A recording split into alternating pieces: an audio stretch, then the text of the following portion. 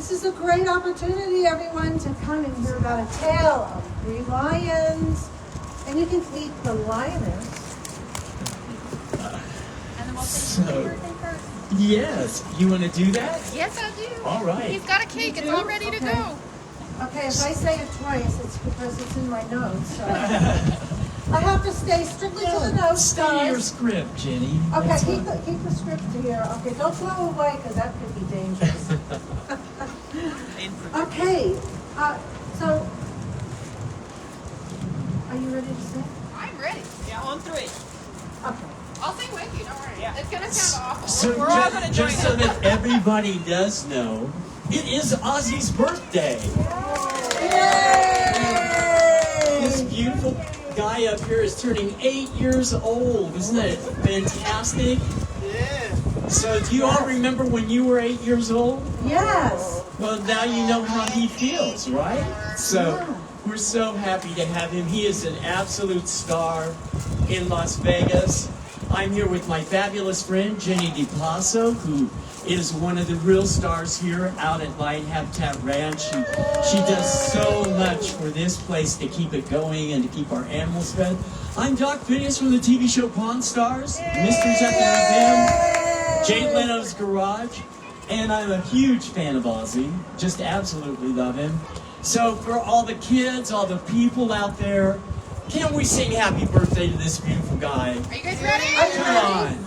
You probably never sang happy birthday to a giraffe. So Right. come on, let's do this right. Okay, are you ready? Ozzie, ready for your cake? 1, 2, 3. Are you ready? Happy birthday to you.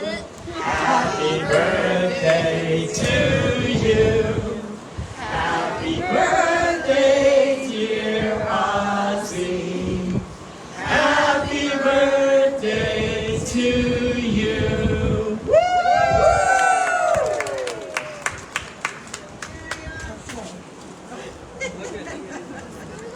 That's quite a cake he's got there. Yeah, that Our is. keepers are Look very at that creative. cake. Yes, Ozzie is vegetarian. I think he's loving it. He is loving it. He's so, What a treat. he's so special. I love you, Ozzie. We love you, Ozzie. We love you, Ozzie. Yes, we do. Okay, are we ready to start? So just let me introduce myself and just tell you a little bit about the ranch. And Doug already said pretty much about himself. I might have to skip a page. Well, welcome everyone. I'm Jenny DePasso, Director of Community Outreach for the Lion Habitat Ranch here in Henderson. And welcome to my office. Is this a great office? It's the best one I had. I had one in New York City for 20 years, and boy, this beats it. I'm so lucky to be here. So, okay, Ozzie, just one note. Do not interrupt me and steal the show, as he always does. Always. You're being upstaged. I It's know. just- I know. It's the way it is, Doc. Okay, so just let me say thank you for being here, and please just give me a few minutes of your time just to go over what we'll be doing, and then we can start the fun. Okay, we will be reading, Sorry, and that'll keep be moving the Doc camera, Phineas guys. reading a very powerful story about lions. Tale of 3 Lions, written by Sylvia Medina and Ian Mishler, Environmental Heroes. It reminds us of preserving, protecting, and loving all wildlife, all animals. We are honored to have you here supporting us, so thank you. Now, let me just tell you a little bit about these lions. These are the retired lions from the now closed MGM Lion Habitat.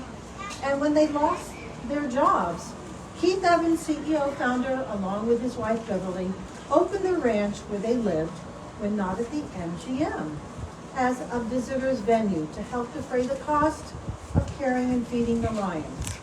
Ozzie the Archhouse, and all of our rescued birds and animals. I would like to thank our staff, and volunteers that work here that have great passion for these animals. We truly appreciate you. So if you see them out there, say thank you. And a special thanks to my friend Pam Becker for her talents in producing our flyer and donation. Our lionesses, well, they didn't come out today. I guess they didn't like the wind. Okay? The last bit, oh no, woman's standing. So, it's just me, it's Ginny.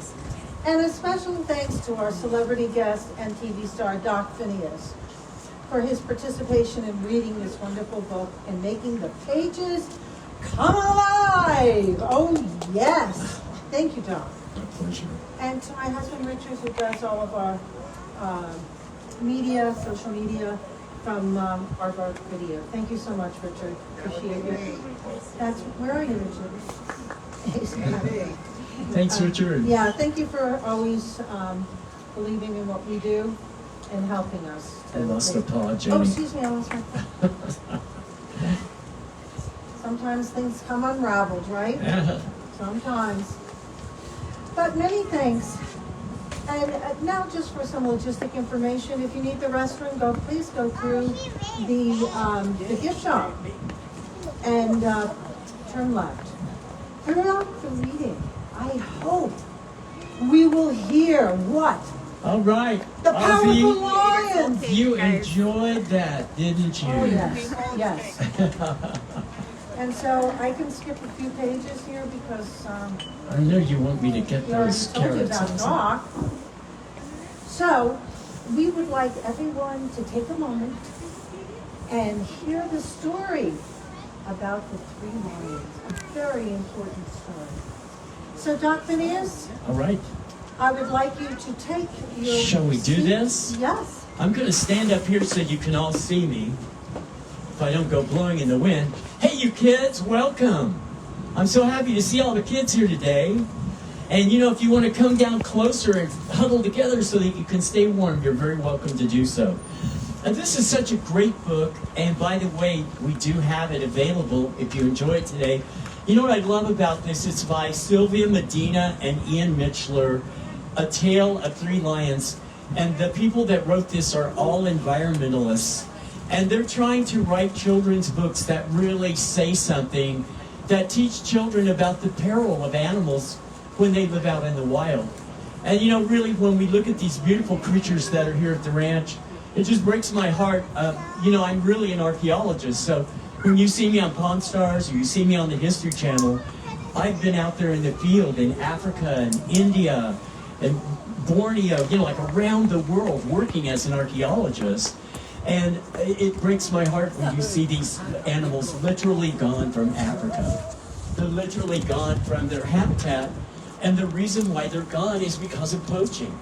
So this was a book that environmentalists wrote for children to try to teach them that we need to preserve our species and that we want to keep poachers away from our creatures, especially our endangered creatures on the planet. So every time you come out here to the Lion Habitat Ranch, you are doing your part, and you children are doing your part to keep these species of animals alive that could disappear without our support.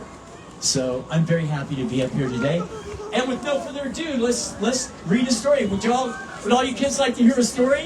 From Doc? Okay, so here we go. A Tale of Three Lions. This book is dedicated to people and groups who are protecting lions and educating us about their plight. And I hope that its message will encourage everybody to make responsible choices while visiting Africa, refuse to engage in lion cub petting, lion walks, or lion hunting. And that's from the authors. Sasha watched her three cubs rolling and playing about as she lounged in the waterhole. The hot sun bore down on the savannah, and many other creatures, including some of her sister lions, had gathered around the precious, life-sustaining pool. Earlier that morning, before the sun was up, Sasha had taught her sons how to hunt. There were plenty of impalas roaming about, and it's only a matter of time before the younger cubs caught one. Her oldest cub was named Tao. He was a brave little lion who liked to hunt. And her younger cubs, Mayo and Kaba, were not eager to hunt just yet. They preferred to toss and tumble and playfully tackle one another. She watched her strong young cubs pounce and roll, and she said to herself, I'll let them play until they're worn out and ready to sleep, and then I'll go find all the lions some food. So the mother lion, it's her job to go find the food for the younger cubs, right? Uh-oh, this looks like a hungry lion right here. What do you think? That evening, Sasha told her cubs, I'm going to go into the bush to hunt, and the three of you must stay here and wait for me. Tao, you're in charge of your younger brothers. Make certain they stay put, and I'll return soon with our food. Well, as soon as their mother was gone, Tao addressed Mom K-Bot and said, you heard Mama, I'm in charge. Both of you must do just as I say, and don't wander far away. How many times does your older brother tell you, stay put, don't wander away, right? So what do you think? Do you think that lions stayed put? No. I'm too tired anyway, Mayo said. Me too, K-Bot. I need to sleep. And the three cubs settled in under a tree and dozed off. And a while later, just as a rosy sunlight lit up the sky, Tao opened one eye. What was that? Human voices, first muted, slowly became louder. Tao sprang to his paws to let out the loudest roar he could manage. It was too late. The roar was in the air, and the next thing they knew, they were trapped. Tao ran away as fast as he could, but his little brothers lay in the trap. He could hear the distant shouts of the poachers as they celebrated their catch, and soon he heard the grinding sounds of their vehicles as they took off. Mayo, K-Bot, he cried as the tail lights faded into the darkness. His mother would be so upset that he didn't protect his brothers. Tao bolted from the bush and followed the men, tracking them into the nearby village. He hid inside the grove of trees and watched as the men unloaded his brothers from their vehicles. Mayo and K-Bot were locked in steel cages and growled and snarled as they clawed at the sides of their enclosures. That's right. See? Look who's agreeing with me. A man with a large tattoo on his arm smiled as he emerged from the hut. He looked inside the crate and exclaimed, "He's perfect. I'll take good care of him." You know, Jenny, they understand. They do. They understand, and they're mad that those guys got the baby lions. Tao ran back to the waterfall and waited for his mother to return. Soon she emerged from the bushes. "Boys, I've caught something delicious." She looked around and addressed Tao. "Where are your brothers?" she asked anxiously. His aunties wandered over to see where he stood in the moonlight. "Yes, where is Mayo and K-Bot?" Tao explained about the poachers and what happened. "It's all my fault, Mama. I didn't look out for my brothers just as you asked me." "Tao, this isn't your doing," his mother replied sadly. "There's nothing you can do. We're all endangered every day from these bad humans, these poachers. And we hope for the best and move on. Perhaps your brothers will return to us someday. I've heard of humans who help lions. Let's hope that's the case." Well, Tao was miserable. He missed his brothers, biting his tail and hopping on his back, and he mourned for them for months and months. In time, Tao grew strong and powerful, a powerful cat with a big golden mane crowning his regal lion head. He feared nothing and had a brave lion heart. Look at him. See, he grew up to look just like Benny over there. It's a big lion. One day he looked out over the savannah in the direction of the village and he said, "It's time for me to seek out my brothers. Perhaps he can tell me where K-Bot is and we can bring them both home." Tao journeyed to the village and he arrived at the hut where he had seen the tattooed man. And there were many surrounding buildings as well, and he crept around the building making sure the humans were about. And soon he came upon a tall fence, and beyond the fence was a group of lions. One of the male lions shook its great mane and rose to its feet, and he came running up to the fence. "Tao, my brother, my brother!" "Mayo, it's you!" Tao wrote in excitement. "I'm glad I found you at last. How are you, my dear little brother? Well, I'm fine, Tao. They treat us well here, as this is a recognized sanctuary. They don't allow humans to pet or play with us, and we will not be hunted. Though I hear that I can't say the same for Brother Kebot. I've heard from some cats that arrived recently that he's in a place where the humans are not kind to animals. I must go and find that place. I must save our brother so that we can be together again. Oh, it's far away, Tao, Meo said. I'll take you. It'll take you many days to get there. It's no matter, Tao said, lifting his great name proudly. I'm strong, and I'm going. Well, Tao set out on his journey, and for 2 days it took him to arrive at that place where his brother Kebot was being kept. And he circled the area, always hiding in the bushes or behind trees, and observed the small compound inside one small fenced area. This looks bad, Tao said to himself. He wandered farther and soon came upon some cages that held several mid-sized lions. Inside one of the cages, a human was hitting a lion with a stick, and the lion growled and batted the stick away with his great paw. That's Kebot. I know my brother. Well, Tao waited until it was dark before he crept up to the cage where his brother lay, and he was heartbroken at the sight. And he whispered, "It's Tao, your brother. I've come to take you home." Kebot slowly looked up, and his eyes were glowing in the moonlight.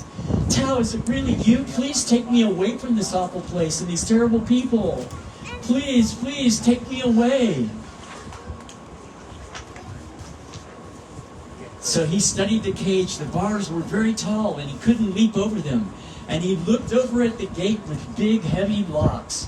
"I know what you're thinking," Kebot said, "but there's a way. In the morning, just as the sun rises, a man will come to feed me, and he feeds me a few scraps, and he always leaves the gate open. And he's lazy, and he's forgetful. So he doesn't even secure these ropes behind me. And when he comes with my breakfast, that's when we could get away." And Tao goes, "Yes, as the sun rises, I'll be back." The next morning, Tao waited until he saw the man approach Kebot's cave. And then the man yawned as he set down a large bucket of scraps and unlocked the gate. And as soon as he entered, Tao charged with a ferocious roar. He ran to the cage and faced the man, who dropped his bucket and screamed. Kebot lunged, snapping the ropes that held him, and he darted from the cage. The man reached for a long stick that lay nearby. He had a sharp knife at the end of it, and he came poking at the lion with the knife. He tried to run, but Tao was roaring and roaring more and more, trying to get away from the man. "Run, Tao, now!" the great lion roared. Tao blinked, and he said, "Father, is that you?" Tao was bewildered, but he knew that he ran from the cage and into the bush and tracking Kebot's path. Both lions got away and they're running. "I've seen the great lion you speak of," Kebot said. "He's not treated with respect, and the men are cruel to him. And I knew that he was sent to help us." Tao hunted down the wildebeest for Kebot so that they could eat. And when they were full, they traveled with great speed until they arrived back home at the sanctuary. Kebot, Tao, Meo shouted as they approached the fence, "You've returned! I'm so glad you both are safe. You've escaped. What shall we do now? We all need to be together. All is well." And this is a good place for lions because it's a sanctuary where we can be brought up in the wild, and we're fed, and we're helped, and people love us, and they don't beat us, and we're not left to hunters and poachers. We're well cared for by the good humans. Tao looked at Kebot and he said, "Is it okay with you, brother?" And he said, "Yes, you can all go home to mother. We're not going to hunt you, and you're better off in a sanctuary. You can mate, you can have children of your own, and you can raise a family here, where you're protected." All at once a loud roar rang out, and the young lions turned and saw their father approaching. his deep brown mane gleaming in the sunlight. Thanks for the sound effects, Benny. They all gathered around touting his brothers. Father, you escaped, and you brought all the other lions. So he got away with the rest of the lions. How great is that? My sons, he said proudly, you need to go be with your mother. And I and the others will remain here where the humans treat us with respect and dignity. We no longer need to live in fear. Just like the Lion Habitat Ranch. Just like the Lion Habitat Ranch. Yes. So they all left to see his mother, and as they walked away, a man emerged from his hut when he saw Tao's father and the lions come out. He said, come quickly, we have many new lions. And Tao smiled, and his father and the big cat brothers all smiled, because now they knew everything would be okay. So I'd like to say thank you to the authors for this great story, which I think really teaches our children to have good values and to value our animals in this world, and to protect especially all our endangered species. And if you enjoyed this today and you'd like to have your own copy of the book, I'd be happy to sign my name on there. The authors are allowing me to sign today that you are at Lion Habitat Ranch. And to all of you who have been supportive to this place, thank you. And God bless. I also want to remind everyone, please stop by and visit each of our lions. They're all so magnificent, so powerful. Did you want to get a ticket? And do you know that they all know their I names? don't have one on me, but it's just a white ticket with a number on it. Like it's dark to see us. Knows how to Take as wave. many photos while you feel it. So if the staff I know you guys asked some questions, so I'm going to come over to Oz and see if I can answer some of them for you. One of them was about Ozzie's birthday. Today is Ozzie's birthday, and he is 8 years old now. and He's up eating his hay right now. And then let me see what else you guys were asking. He is looking very handsome today, Lauren. He could possibly have a girlfriend sometime in his future, maybe. Right now, he's more interested in his hay than a girlfriend.